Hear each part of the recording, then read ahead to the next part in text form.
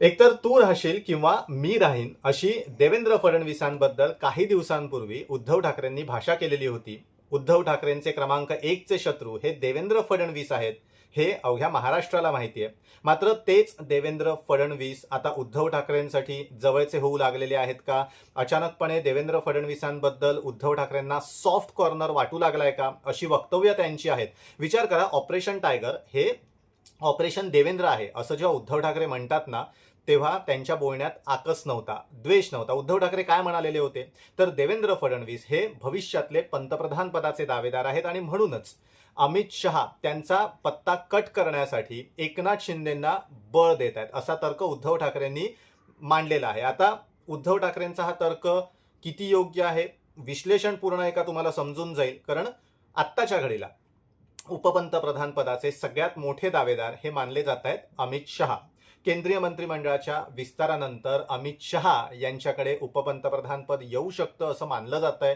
तुम्हाला आठवत असेल, भाजपमध्ये लालकृष्ण अडवाणी हे अटल बिहारी वाजपेयी सरकारमध्ये केंद्रीय गृहमंत्री होते आणि उपपंतप्रधान होते. आणि आता त्याच धर्तीवर नरेंद्र मोदी हे पंतप्रधान असताना त्यांच्या जोडीला अमित शहा केंद्रीय गृहमंत्री आहेत आणि म्हणूनच अमित शहा हे उपपंतप्रधान बनतील असं मानलं जात आहे. आता याला कारण काय आहे, तर अमित शहा यांची नजर पंतप्रधान पदावर आहे आणि त्यामुळेच त्यांनी केंद्रात मोर्चे बांधणी सुरू केली आहे असं बोललं जात आहे. अर्थात अमित शहा यांच्या पंतप्रधान होण्याला राष्ट्रीय स्वयंसेवक संघ किंवा पंतप्रधान नरेंद्र मोदी यांची मान्यता आहे का, त्यांचा अप्रुव्हल आहे का, याबाबत निश्चितपणे अधिकृतपणे अजूनही माहिती मिळू शकलेली नाही. दिल्लीतल्या सगळ्या या चर्चा आहेत. पण उपपंतप्रधान पद म्हणून अमित शहा हे केंद्रात म्हणजेच दिल्लीत फीडिंग लावायला त्यांनी सुरुवात केलेली आहे आणि त्याचाच भाग म्हणून वेगवेगळ्या राज्यांमध्ये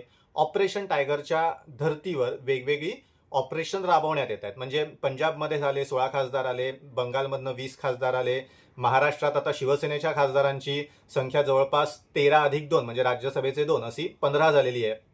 संख्याबळाचा आपण जर या सगळ्या दृष्टिकोनातून विचार केला तर शिवसेनेचे लोकसभेत 13 खासदार आहेत, राज्यसभेत 2 आहेत, 15 खासदार आहेत. तृणमूल काँग्रेसचे जे खासदार ओरिसाच्या एका पक्षात सामील झालेले आहेत, आपला गट विलीन करून राहिलेले आहेत. आम आदमी पक्षाचे 16 खासदार आहेत. असे सगळे जे खासदार आहेत ना, ते अमित शहांच्या पाठीशी भक्कमपणे उभे राहतील असं सांगितलं जात आहे. आता त्याशिवाय भाजपमधले अमित शहा यांना मानणारे खासदार पण आहेत. त्यांचा एक स्वतंत्र गट आहे ज्यांना अमित शहानी ज्यांच्या तिकिटासाठी प्रयत्न केलेले होते आणि अमित शहांमुळे जे खासदार आहेत. आता ही सगळी चर्चा अचानक का सुरू झाली आहे, तर पंतप्रधान नरेंद्र मोदी यांचं वय ते आता 75चे आहेत. कदाचित पुढच्या टर्मला ते पंतप्रधान पदाचे उमेदवार नसतील. अशा वेळेला राष्ट्रीय पातळीवर योगी आदित्यनाथ आणि देवेंद्र फडणवीस यांची नावं अचानकपणे घेतली जात आहेत गेल्या 2 ते 3 वर्षांपासून. कारण योगी आणि फडणवीस हे दोघंही 2 मोठ्या राज्यांचे 2-2 वेळा मुख्यमंत्री राहिलेले आहेत आणि त्यामुळे पंतप्रधान पदासाठी हे दोन्ही चेहरे हे सर्वात लायक आणि सगळ्यात फिट मानले जात आहेत.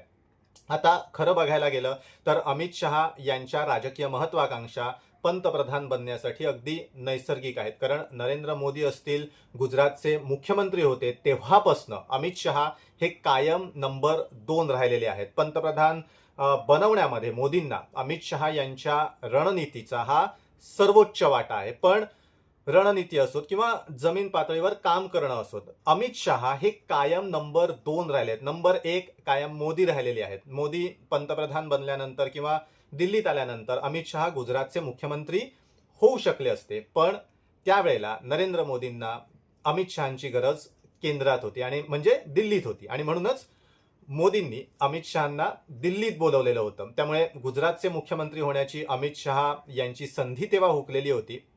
पण अमित शहा यांच्याकडे अत्यंत भारदस्त खातं असं देण्यात आलेलं होतं. पुढे 2019 मध्ये जबाबदारी पण अमित शहांकडे मोठी होती, निवडणुकांची सगळी जबाबदारी होती आणि त्यामुळे 2019 मध्ये अमित शहा पुढे म्हणजे केंद्रीय गृहमंत्री बनले. पण तरी पण अमित शहा हे कायम नंबर 2 राहिले. पंतप्रधान नरेंद्र मोदी यांच्यानंतर अमित शहा असंच मानलं जातं, नंबर 2 मानलं जातं. मोदी शहा जोडगोळी असा शब्द प्रयोग केला तरी अमित शहा क्रमांक 2 वर मानले जातात आणि त्यामुळेच आपण नंबर 2 असू तर मग मोदींनंतर अचानकपणे योगी आणि देवेंद्र फडणवीसांचं नाव जर चर्चेत यायला लागलं तर साहजिक आहे अमित शहा हे इनसिक्युअर्ड होतील, अस्थिर होतील आणि म्हणूनच पंतप्रधान नरेंद्र मोदी यांच्यानंतर पंतप्रधान पदाचे दावेदार आपणच अशी फिडिंग लावायला अमित शहा यांनी सुरुवात केल्याचं बोललं जात आहे. आता संघाला अमित शहा मान्य आहेत का? भाजपच्या अंतर्गत बैठकीत, सल्लागार समितीच्या बैठकीत काय ठरतंय हे बघावं लागणार आहे. भाजपच्या खासदारांना सगळ्या खासदारांना अमित शहा यांचं नेतृत्व आणि त्यांची कार्यपद्धती मान्य आहे का? त्यांचं नेतृत्व सर्वदूर आहे का? सर्व समावेशक आहे का? आणि सर्व मान्य आहे का? हे बघावं लागेल. अमित शहा यांची पंतप्रधान होण्याची सुप्त इच्छा ही लपून राहिलेली नाही आता. नरेंद्र मोदी 75 वर्षांचे होत आहेत. भाजपच्या नियमानुसार आता खरं तर मोदींनी मार्गदर्शक मंडळात जाणं अपेक्षित आहे आणि त्यामुळेच अमित शहा हे पंतप्रधान पदासाठी फिल्डिंग लावत आहेत असं बोललं जात आहे. अमित शहा हे खरं तर 70चे नाही आहेत, एकनाथ शिंदेपेक्षा ते लहान आहेत आणि त्यामुळेच वयाच्या मानानं अमित शहा हे तरुण आहेत. त्यांना रणनीती, राजनीती आणि दिल्ली अशा तिघांचा मोठा अनुभव आहे आणि म्हणूनच अमित शहा हे पंतप्रधान पदाचे प्रबळ दावेदार मानले जातात. आणि त्याच पार्श्वभूमीवर अमित शहा यांची रणनीती सफल करण्यासाठी एकनाथ शिंदेपासून पंजाबपर्यंत आणि पश्चिम बंगालपर्यंत मदत घेतली जाते. ऑपरेशन टायगर असोत किंवा अजून कुठलं ऑपरेशन तृणमूल काँग्रेस असोत, अशा माध्यमातून अमित शहा देखील आपली एक फौज गोळा करतायत असं बोललं जात आहे.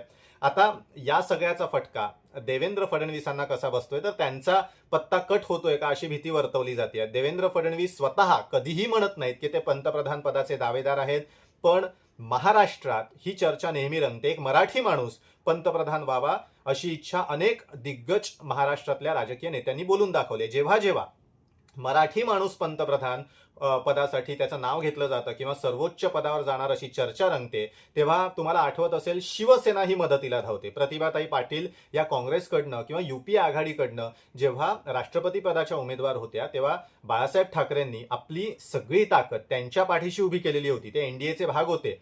मात्र प्रतिभाताई पाटील विजयी झाल्या, शिवसेनेनं त्यांच्या बाजूनं मतदान केलेलं होतं. केवळ मराठीच्या मुद्द्यावरनं एक मराठी माणूस राष्ट्रपती होतोय म्हणून शिवसेना प्रमुख, हिंदू हृदय सम्राट बाळासाहेब ठाकरे यांनी प्रतिभाताई पाटील यांना पाठिंबा दिलेला होता. आणि आता उद्धव ठाकरे तोच कित्ता गिरवताना दिसतील अशी चर्चा राजकीय वर्तुळात रंगली. कारण मराठी माणूस म्हणून उद्धव ठाकरे निश्चितपणे देवेंद्र फडणवीस यांच्या पाठीशी उभे राहतील असं आत्ता तरी उद्धव ठाकरेंच्या बोलण्यातनं दिसते. आता या सगळ्या गोष्टींना आणखी एक अँगल काय आहे, तर एकनाथ शिंदेकडे जे आमदार आहेत, खासदार आहेत, ते सगळेच्या सगळे काही स्वबळावर निवडून आलेले नाही आहेत.